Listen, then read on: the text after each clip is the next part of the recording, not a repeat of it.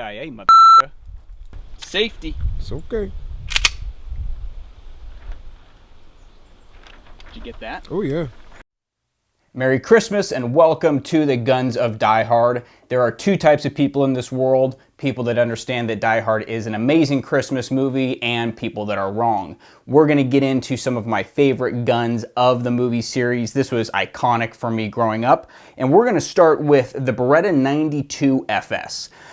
There's a couple other guns I'm going to be going over. Unfortunately, I do not have Hans's HK VP7, I think it was not able to get my hands on one of those for a review, but we're going to be taking a look at some of these iconic guns from that very classic Christmas movie. Before we get started, disclaimers, this is my gun. In fact, this specific 92FS is the first gun I ever owned. My dad purchased it and gave it to me. And it's got a very, special place in my heart. So I've owned it for well over 10 years and I do have a good amount of time with it. Now, more recently, I haven't shot it, as noted by the fact that I still have capacity limited 10 round magazines from my time in California. I haven't bothered to upgrade magazines because I really don't shoot it that much. But in filming the B-roll for the intro, I had honestly forgotten how much I love this gun. Let's get into it. And this is not going to be like a Forgotten Weapons, a full history of the gun, or really just the gun in Die Hard itself. It's really just why I think that this specific model, this specific design is still relevant today. And honestly, for the last couple years, I've been predicting a resurgence in the use and the popularity of the 92, because there's really nothing new in the gun industry. Ideas just kind of circulate around and around. And over the last year, we've seen J.J. Rakaza switch over to Beretta, and he's shooting really souped up Beretta in USPSA, one of the top shooters in the world. So we are seeing a lot more popularity with the Langdon Tactical series of the 92 coming back around. And I just think that's going to continue because we just kind of recycle things in the gun industry. So getting into it, the 92FS, this is really interesting. And it's being in Die Hard.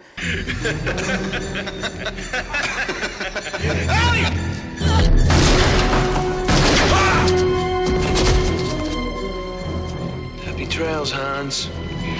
Die Hard was one of the first action films that I was allowed to watch as a kid. It was rated R, and there's a couple of scenes that my dad would have to fast forward through. You know what I'm talking about, like the calendar and whatnot. And then at the beginning of The Office, in the office scene at the Christmas party.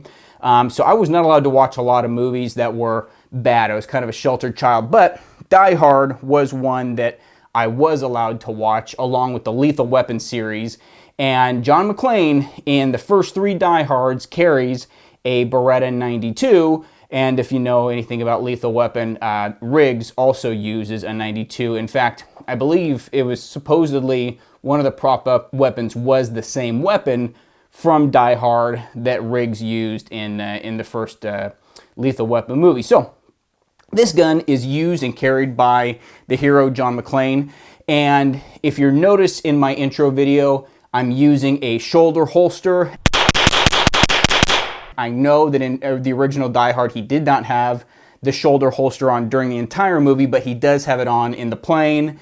In Die Hard 2, Die Harder, he does keep his shoulder holster on for most of the movie. So shoulder holsters and Beretta 92's M9s just kind of go all together. So the 92 or the M9, this is the FS version. The F was added when it went into the military trials to become the official sidearm for the US government. And I think the F just noted for federal. And then after it went through the trials, they added the S to the end of it, and I don't know what that means. So people are gonna say it means full size. That's technically not what it means. They just added letters to it. So this is my personal 92FS. And it's real interesting that it's in the Die Hard movies, because if you think about it, John Mclain is a cop from NYPD visiting LA. And at the time, in the 80s, they were still being issued, I think it was Ruger Security 6s, so 38 special revolvers. Now, there's all kinds of stories about NYPD cops carrying, like, Beretta or Browning high powers and all different types of semi-automatics as their backup weapon but their officially licensed or issued weapon was a revolver at the time. They didn't even switch over to semi-autos until I think it was like 93 or something. So it's really interesting to see this gun in the Die Hard movie, since the NYPD technically wasn't issuing semi-automatics, and then the LAPD actually did start issuing 92FSs in the early 90s. So by the time Die Hard 2, Die Harder came out, and McClane was with the LAPD, this would have been his official gun. So let's just take a look at this from a review standpoint.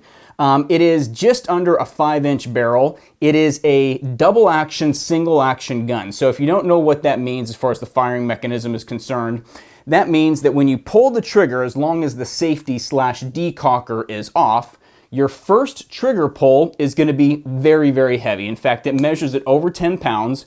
And as you're pulling the trigger, the hammer is coming back, and then it will fall. So you actually are doing the entire work of pulling the trigger back and getting it to fire. So if you have loaded up a magazine, and once you load up a magazine, the hammer itself is going to be cocked. Well, the way people typically carried the 92 was to decock it with the safety. And I think the later models, the Gs, actually turned this safety into a decocker only. So when you let go of it, it would pop up and it wouldn't stay into that safe mode. So typically what people do is they decock it, they take the safety off so that it's off safe, and then when you draw the gun, the first shot is going to be in that double action capacity with that long trigger pull. The second and follow-up shots are going to be single action only, which means you're only dropping the hammer. You're not pulling the hammer back and cocking it with the trigger. These shots come off at about 4 pounds.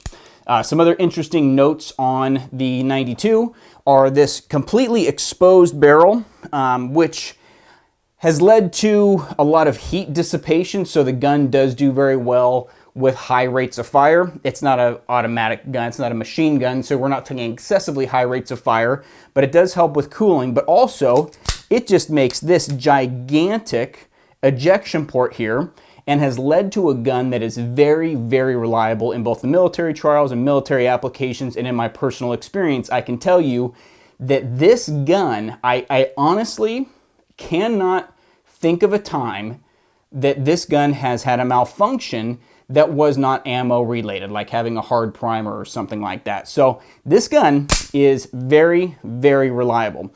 Ergonomically, it's actually very nice. So for something designed in the 70s and not really used by a lot of modern military forces, there are some still in use, the ergonomics are just fantastic. So when you come over here to the left side of the gun for the slide stop, which some people call a slide release, I call it a slide stop because it stops it.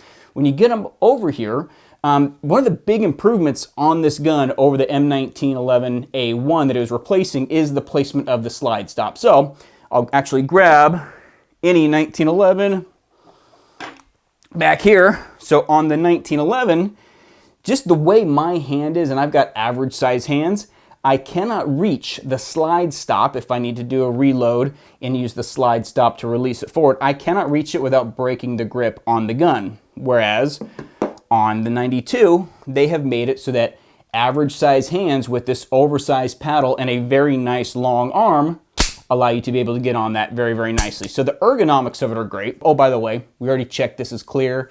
And if you're freaking out that, you're getting a gun pointed at you, you're not here. This is a video. There's no one behind the camera. I'm just filming in my office. So you're safe. We're all safe. Relax. So the ergonomics on this gun, though, just the way the grip is designed, I've forgotten how nicely it fits my hand. It is just a pleasure to shoot.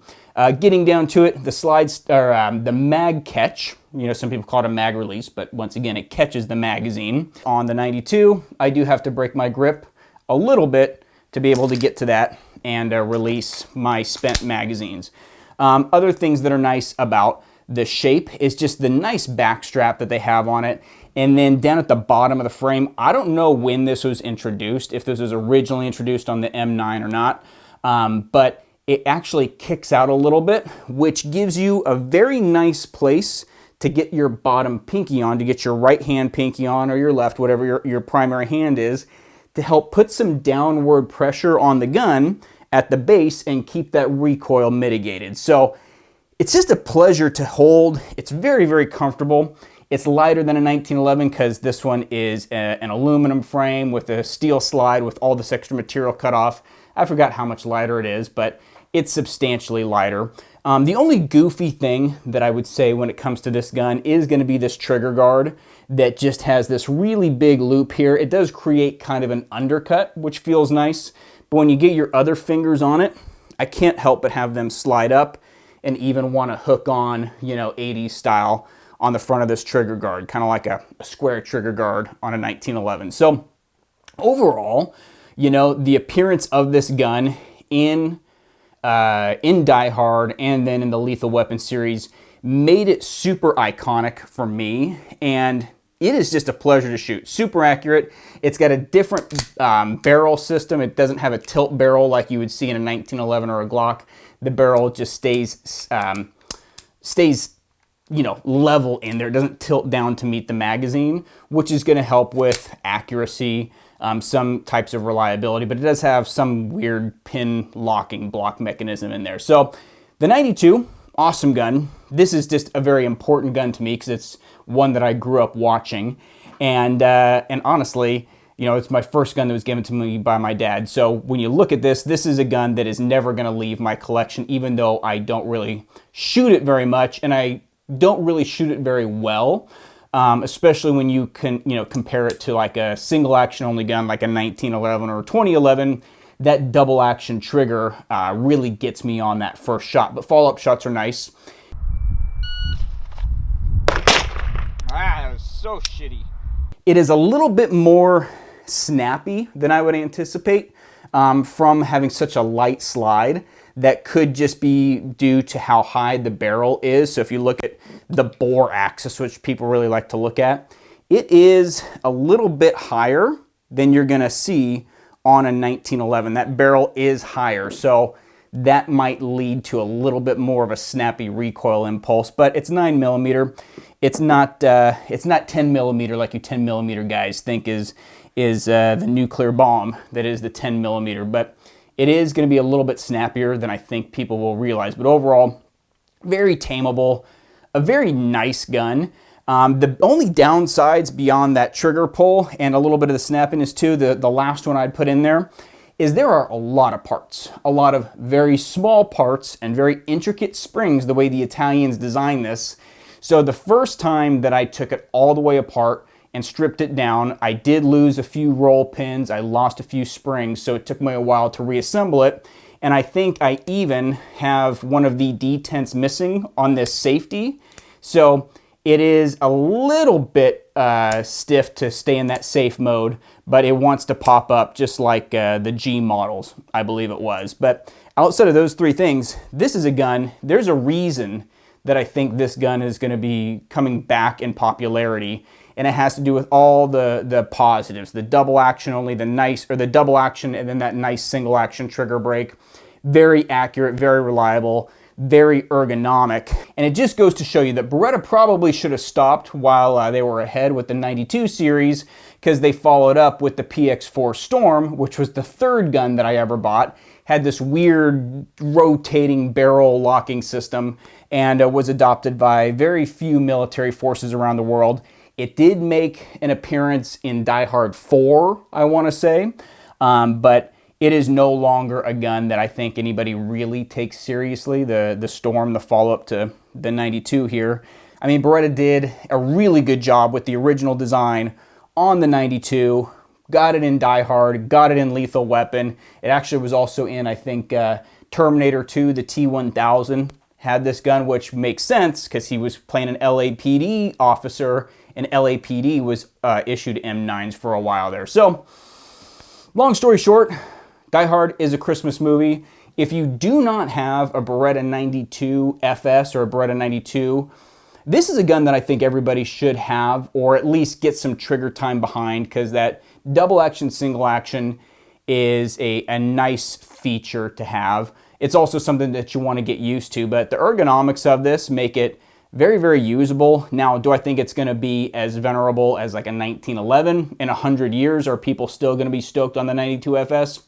Probably not. the 1911 is still going to be around then. But you know, for now, it is very popular, and its popularity is coming back for good reason. John Mclain carried it. It killed Hans Gruber, so that's good enough for me.